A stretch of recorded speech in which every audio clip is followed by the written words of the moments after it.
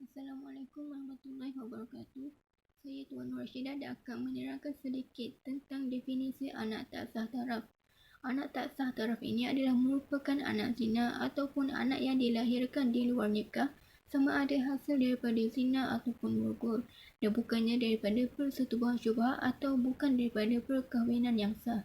Anak tak sah taraf ini juga dilahirkan kurang dari 6 bulan 2 lahzah iaitu 2 saat mengikut takwim Qamariyah daripada tarikh tamkin yakni setubuh melalui perkahwinan yang sah. Seterusnya, fatwa yang berkaitan dengan anak tak sah taraf.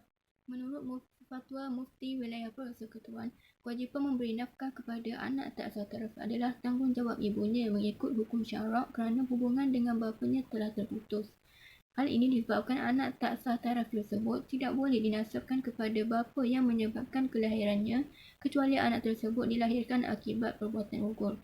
Namun begitu, jika seseorang ibu itu tidak mampu untuk menanggung anaknya dalam memberi nafkah, maka kewajipan memberi nafkah tersebut dipertanggungjawabkan ke atas waris ibu tersebut. Menurut fatwa kontemporari berkaitan dengan memelihara anak tak sah taraf pula, Dr. Ali Jumaah menjawab fatwa tersebut iaitu pahala bagi memelihara anak tak sah taraf adalah sama seperti pahala bagi orang yang memelihara anak yatim. Ia menjadi suatu kewajipan terutama bagi pihak kerajaan ataupun NGO yang diiktiraf oleh pihak berkuasa untuk memelihara anak tak sah taraf tersebut kerana ia juga menjadi fardu kifayah yang perlu disempurnakan oleh negara bagi mengelakkan semua masyarakat mendapat dosa. Assalamualaikum warahmatullahi wabarakatuh. Nama saya Nur Ain Arisha binti Rizwan, bernombor matrik 050320. Saya akan meneruskan dengan punca berlakunya kelahiran anak tak sah taraf.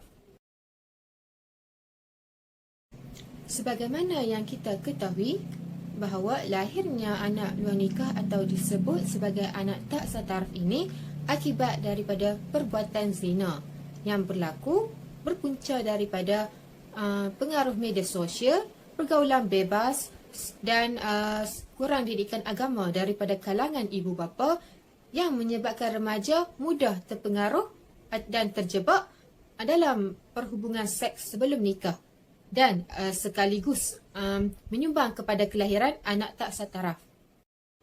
Selain itu, ianya juga berpunca daripada akhlak yang tidak dibimbing dengan betul juga menjadi penyebab berlakunya kelahiran anak tak sah taraf ini.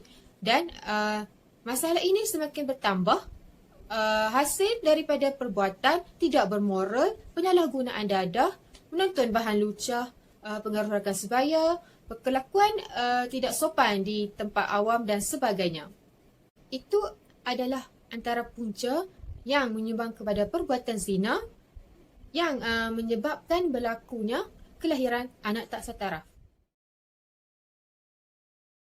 Saya akan menyambung perbentangan berkaitan cara pensabitan anak tak sah taraf. Terdapat 3 kaedah iaitu kaedah perkahwinan, kiafah dan tempoh kehamilan. Bagi kaedah perkahwinan, menurut mazhab Maliki, Syafi'i dan Hambali, akad nikah mensabitkan nasab dengan syarat wujudnya kemungkinan berlaku persetubuhan dari segi masa dan tempat. Tanpa kemungkinan ini, pensabitan nasab tidak dapat ditetapkan. Dari segi masa bermaksud, jika seseorang berkahwin dan kemudian bercerai selepas akad, nasab anak tidak boleh diserahkan kepada suami. Begitu juga jika anak lahir kurang dari 6 bulan selepas berkahwin, maka anak itu tidak boleh diwariskan kepada bapa kandungnya. Dari segi tempat pula ialah jika seorang lelaki mengahwini seorang wanita melalui walinya tetapi tidak pernah bertemu dengan wanita itu. Kemudian selepas 6 bulan, wanita tersebut melahirkan anak. Kanak-kanak tersebut masih tidak boleh diwariskan kepada lelaki terbabit. Seterusnya, kaedah kiafah bermaksud kemahiran suatu golongan daripada kalangan bangsa Arab dalam mengecam keturunan seseorang berdasarkan ciri-ciri fizikal seperti kesan tapak kaki, wajah, perwatakan dan sebagainya. Tiada dalil secara langsung bahawa kiafah adalah kaedah mengesahkan nasab sama ada dari Al-Quran atau As-Sunnah. Walau bagaimanapun, terdapat isyarat tersirat yang secara tidak langsung meletakkan kiafah sebagai kaedah penasaban anak. Contoh dalam hadis berkaitan dengan hukum li'an disebut juga mengenai kemiripan yang dikenal pasti dari ciri-ciri fizikal berkaitan kiafah. Hal ini mendorong pengkelasan khilafah sebagai metod sampingan untuk menentukan nasab. Akhir sekali, kaedah pengiraan tempoh kehamilan. Para fuqaha telah bersepakat bahawa hendaklah sekurang-kurangnya tempoh hamil adalah 6 bulan ataupun 180 hari. Tempoh 6 bulan adalah berdasarkan bilangan hari iaitu sebanyak 180 hari, bukannya kiraan bulan hijrah. Berserta tempoh 6 bulan juga disyaratkan adanya tempoh 2 lahzah untuk menjadikan kesemua tempoh sekurang-kurangnya hamil adalah 6 bulan 2 lahzah.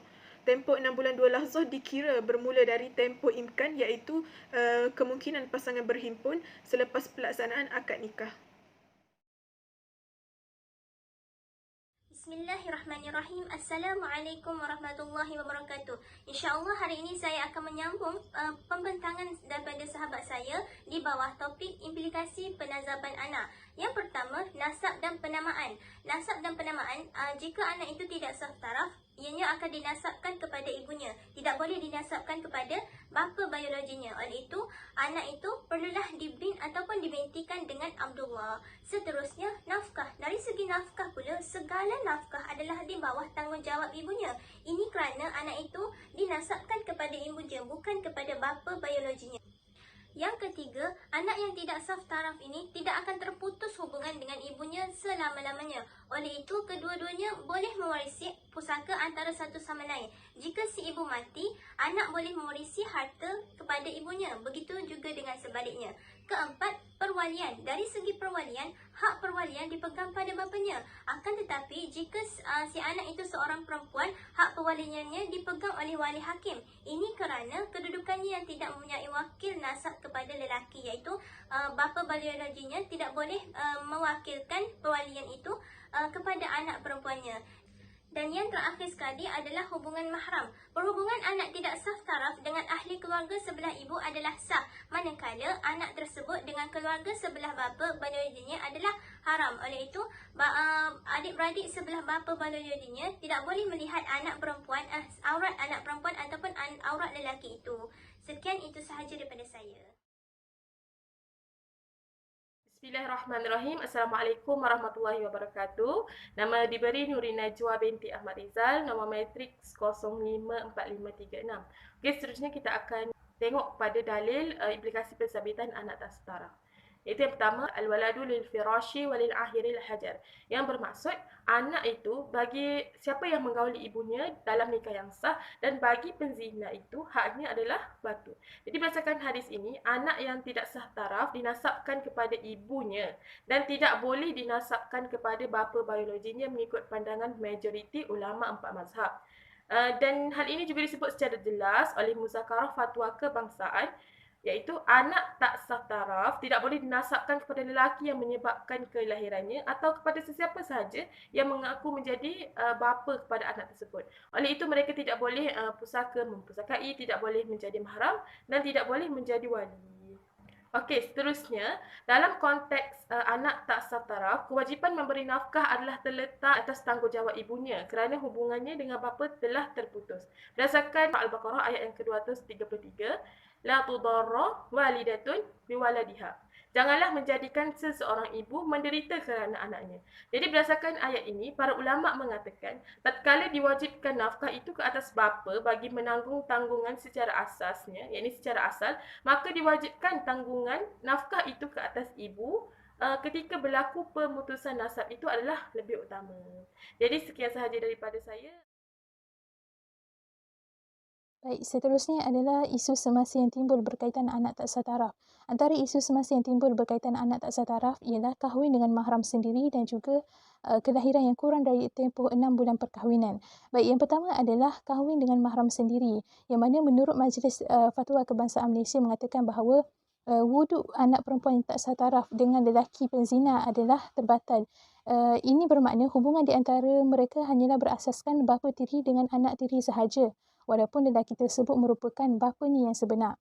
Dan oleh itu, menurut pendapat Imam Syafi'i pula yang mengatakan bahawa sekiranya anak tak sah taraf ini berkahwin dengan bapa biologinya, maka dihukumkan makruh. Oleh itu, di Malaysia, hukum berkaitan anak tak sah taraf ini berkahwin dengan bapa biologinya adalah makruh diambil mengikut mazhab Syafi'i. Kedua adalah kelahiran yang kurang daripada tempoh 6 bulan perkahwinan, yang mana ulama semasa yang berpendapat kuat iaitu Dr. Abdul Karim Zaidan mengatakan bahawa anak zina ini tidak boleh disabitkan kepada nasabnya kepada lelaki penzina yang berkahwin dengan wanita yang kurang dari tempoh 6 bulan atau tidak berkahwin. Namun sekiranya lelaki penzina itu menuntut disabitkan anak zina itu kepada dirinya dengan dia tidak menyatakan anak tersebut merupakan hasil perbuatan zinanya, maka dibolehkan nasab ke atas lelaki itu menurut peraturan dunia. Dan oleh itu, Majlis Fatwa Kebangsaan Malaysia ini memutuskan anak tak sah taraf ialah anak yang lahir disebabkan zina, rogol dan dia bukan daripada persetubuhan syubhah. Dan yang kedua adalah anak yang dilahirkan kurang daripada 6 bulan 2 saat mengikut takwim Qamariah daripada tarikh tamki bersetubuh. Dan dari sudut kesah tarafan anak pula, fuqaha Malaysia ini berbeza pendapat yang mana sama ada seseorang bayi boleh dinasabkan atau tidak kepada penzina lelaki setelah berkahwin dengan wanita yang melahirkan anak tersebut. Sekian itu sahaja. Terima kasih. Seterusnya, terdapat 3 cadangan yang dikemukakan dalam melibatkan golongan tertentu serta kaedah yang dilakukan dalam menyelesaikan permasalahan isu anak tidak sah taraf. Yang pertama adalah ibu bapa yang mana mempunyai peranan utama dalam membantu mengurangkan gejala sosial dalam kalangan remaja ataupun belia.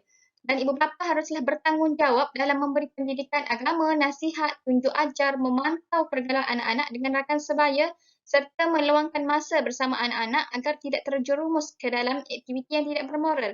Dan yang kedua, pihak Kementerian Komunikasi dan Multimedia Malaysia KKMM perlu meningkatkan pemantauan secara optimum terhadap penerbitan rancangan dan program yang bersesuaian dalam televisyen dan menyekat penyaluran maklumat yang tidak beretika sama ada melalui internet atau aplikasi telefon mudah alih agar golongan remaja dan belia tidak mudah terpengaruh dengan budaya negatif serta dapat membendung daripada masalah gejala sosial seperti isu anak tidak sah taraf.